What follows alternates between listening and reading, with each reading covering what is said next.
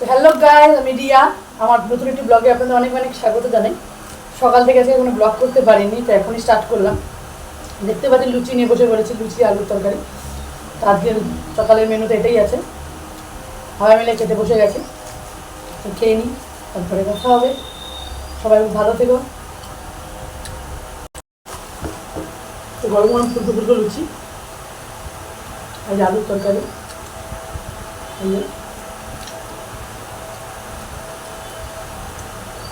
দেখো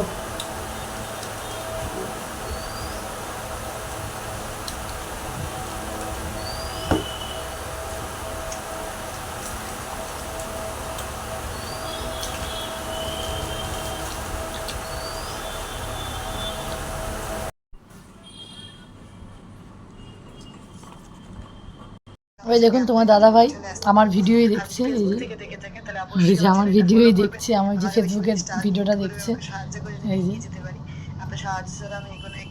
তো এই তো এখন সকালে খাওয়া দাওয়া তো কমপ্লিট হয়ে গেছে, তোমাকে দেখিয়েছি দুপুরে আজকে।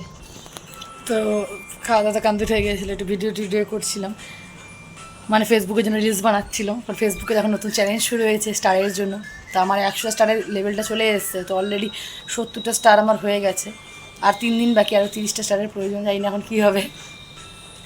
তো আপনার যবেই ভিডিও, ততদিনে আমার স্টারের মানে ওই লেভেলটার ডেট আউট হয়ে যাবে, যতদিনে ভিডিওটা দেখবেন। তো এই তো বাইরে আজকে হালকা হালকা রোদও উঠেছে, ভালোই রোদ উঠেছে। আমি এই ঘরে বসে একটু এডিট করছিলাম, তো এডিট করি পরে কথা হবে। এটা খুব রোদ উঠেছে বলেছিলাম। এদিকে আমার মেছো এসছে দেখা করতে মার সাথে। আজকে মা হচ্ছে রাঁধুনি, আজকে রান্না করতে ইচ্ছা করছে না, মা রান্না করছে। এই যে মেশো আর একজনের যখন শুয়ে থাকে, খারাপ দিন খালি শুয়ে থাকে, ওই যে পা উঠে শুয়ে আছে। মা আজকে রান্না করছে, এই যে বাটা মাছ আলু বেগুন দিয়ে। ভালো আছেন আপনারা? তুমি কেমন আছো জানি? আমি এখন একটু ভালো আছি। আপনারা কথা বলেন, কথা না বললে ভালো লাগে না, কমেন্ট করে কথা বলেন। হ্যাঁ, আমার গল্প করতে খুব ভালো লাগে। আপনারা কমেন্ট করুন, আমার গল্প করতে বলে ভালোবাসি। কালো জিরা ফোড়ন দিয়ে আলু বেগুন ভাবছে, মাছ ভাজা অলরেডি করে, বাটা মাছ কাঁচা লঙ্কা দিয়ে। মশলাটা কি আছে মা? এখানে আছে লঙ্কা বাটা, জিরা বাটা, হলুদ বাটা। লঙ্কা, হলুদ, জিরা, লবণ দিয়ে বাটা, সিম্পলভাবে রান্না হবে আজকে। বাবাকে দেখাই, গাছ কাটতে আরম্ভ করেছে। পিছনের অবস্থাটাকে ইগনোর করবেন, হ্যাঁ, কারণ আবারও বলছি, বর্ষাকাল না গেলে পিছনটা পরিষ্কার করা যাবে না। কারণ কখন আবার বৃষ্টি হয়, কালকে রাত্রে যেমন হঠাৎ করে পুরো বৃষ্টি হলো, বৃষ্টি হওয়ার পরে আবার হচ্ছে প্রচণ্ড পরিমাণে জল হয়ে যায়। ওদের এখন কেটে সব নোংরা আসবেই। বাবা যে একটুখানি গাছগুলো একটুখানি ছেটে দিচ্ছে, কারণ এখান থেকে রোদগুলো আসছে না একদমই। এই যে কাজ করছে, তা আসলেও করার কিছু নেই। বাবা কেটে কেটে বেশি দিচ্ছি, জল হলে পরে আবার এদিকে আমাদের এদিকে আসবে, মানে আসলে পরেও করার কিছু নেই। ভালোই রোদ উঠেছে,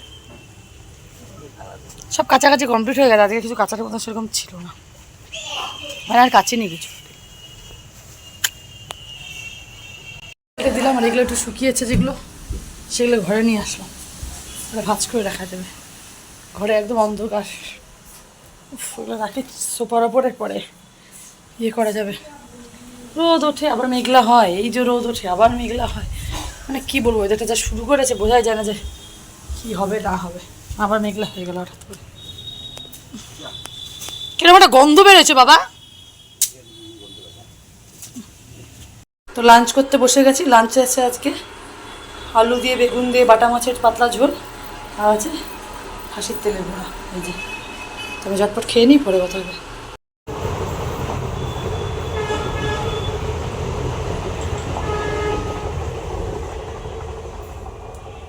উনি ঠিক চলে এসছেন খাওয়ার টাইমে। আমিও আমিও আমিও ওরা খেতে বসে গেছেন। না তারা খাবো, খাবো না।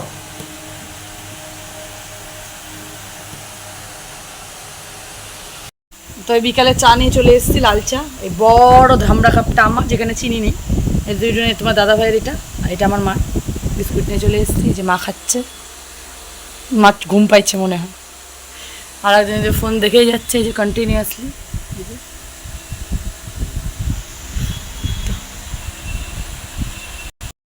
এই না খানা রে। তো রেডি হয়ে নিয়েছি, এই যে একটুখানি বেরোচ্ছি বলতে একটুখানি বাবার এটিএম কার্ডের একটা কী আছে ওটা করতে যাব, একটু ঘুরেও আসি। অনেকদিন ধরে বাইরে থেকে বেরোনো হয় না, একদম ঘরের মধ্যে আটকে আছি, তাই একটু বেরোই। আমি রেডি হয়ে গেছি, অবশ্যই বলে কেমন লাগছে আমাকে। এই যে এটা পড়েছি,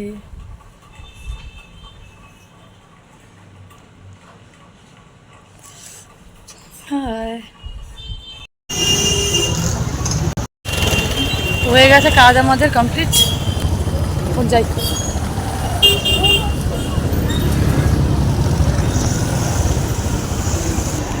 তো আমাদের কাজ হয়ে গেল, এটিএমে যে কাজটা ছিল ওটা কদমতলায় গেলাম, সেই এটিএম আউট অফ সার্ভিস। দেন গেলাম হচ্ছে বেগুনটারির ওখানে, বেগুনটারির ওখানে একটা আছে উজ্জীবন ব্যাংকের পাশে, পাঞ্জাব ব্যাংক, ওটাতেও নেই। তারপরে এসে গেলাম শান্তিপাড়ায় এসে আলটিমেটলি কাজটা হলো। আমাদের রাস্তা যা ভিড়, আমাদের লাস্ট যে এটিএমে কাজটা হলো সেই এটিএমে নেই এসি, গরমে একটা পাগল হয়ে যাচ্ছিলাম, কী বলবো। আর ফাইনালি কাজটা কমপ্লিট।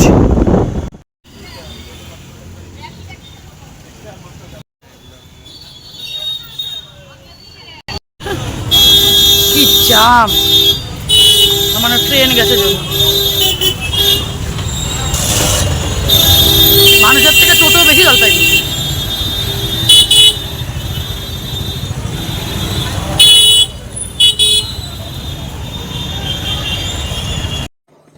নমস্কার, আমি বিরাজ Mukhopadhyay, inspector, media cell, Jalpaiguri জেলা পুলিশ।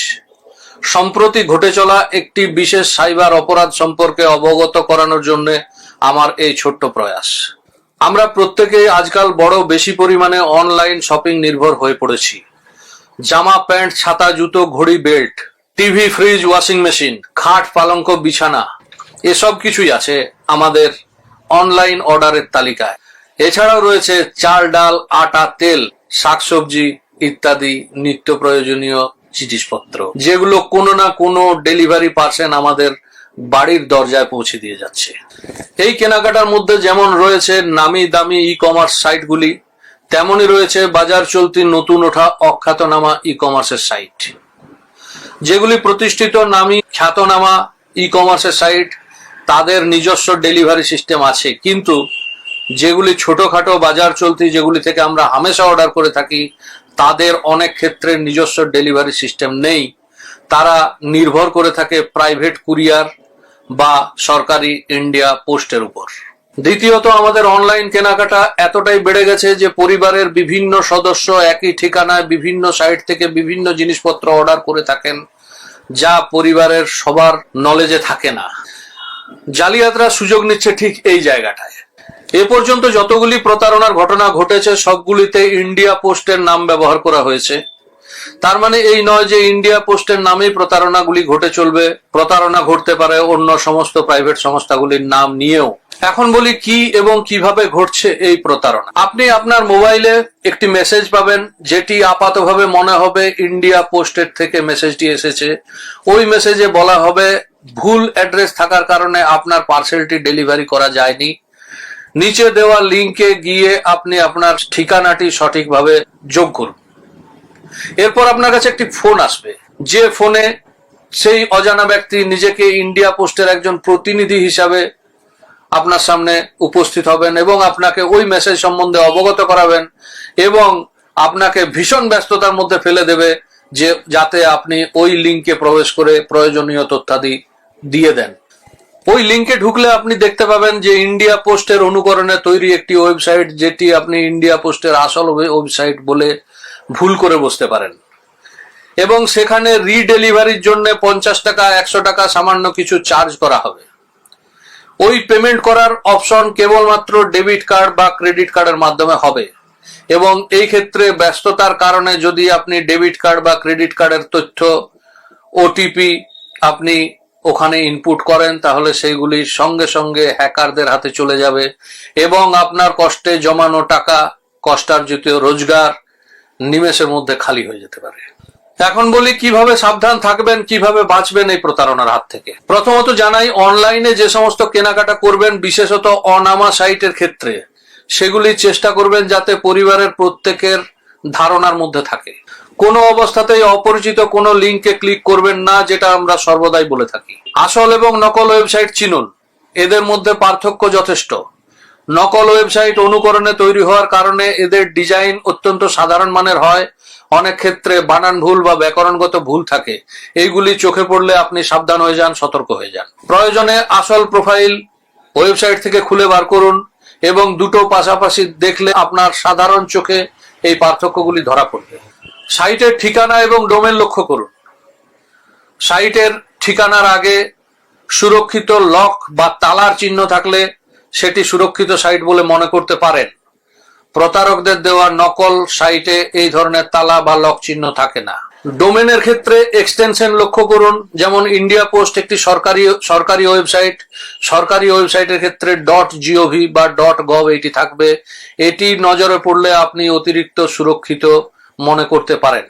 সর্বদা প্লে স্টোর বা অ্যাপেল স্টোর থেকে অ্যাপ্লিকেশন ডাউনলোড করুন এবং অথেন্টিকেটেড ওয়েবসাইট থেকেই কেনাকাটা করুন। আপনাকে ব্যস্ততার মধ্যে ফেলে দেওয়া প্রতারণার একটি কৌশল, সুতরাং ব্যস্ত হবেন না। ডেলিভারির নিয়ম, আপনার ক্ষেত্রে একাধিকবার ডেলিভারি পার্টনার অ্যাটেম্প নিতেই পারে। 3 বার ডেলিভারি অ্যাটেম্প নেওয়ার পরেও যদি সেই পার্সেল ডেলিভারি না হয়, তাহলে সেই ক্ষেত্রে সেটি ফেরত যায়। সুতরাং আপনার পার্সেল এক্ষুনি ফেরত হয়ে যাবে, রিটার্ন চলে যাবে, এ ধরনের কোনো কথার মধ্যে পড়বেন না।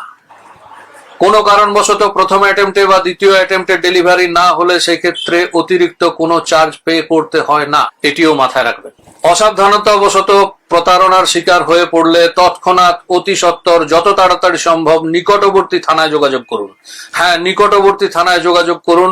বর্তমান ভারতীয় আইনে আপনি যে কোনো থানায় আপনার অভিযোগ দায়ের করতে পারেন। পুলিশ অফিসার আপনার অভিযোগ নিতে বাধ্য থাকবে। জলপাইগুড়ি জেলা পুলিশের ফেসবুক, ইনস্টাগ্রাম এবং এক্স হ্যান্ডেল ফলো করুন। যে কোনো প্রয়োজনে আমাদের সঙ্গে যোগাযোগ করুন। আপনার প্রয়োজনে আপনার সম্পূর্ণ নাম ঠিকানা গোপন রাখতে আমরা অঙ্গীকারবদ্ধ। সাবধান থাকুন, সতর্ক থাকুন। প্রিয়জনদের জানানোর উদ্দেশ্যে এই ভিডিওটি বেশি বেশি শেয়ার করুন। জলপাইগুড়ি জেলা পুলিশ সর্বদাই আপনার সাথে আছে। ধন্যবাদ।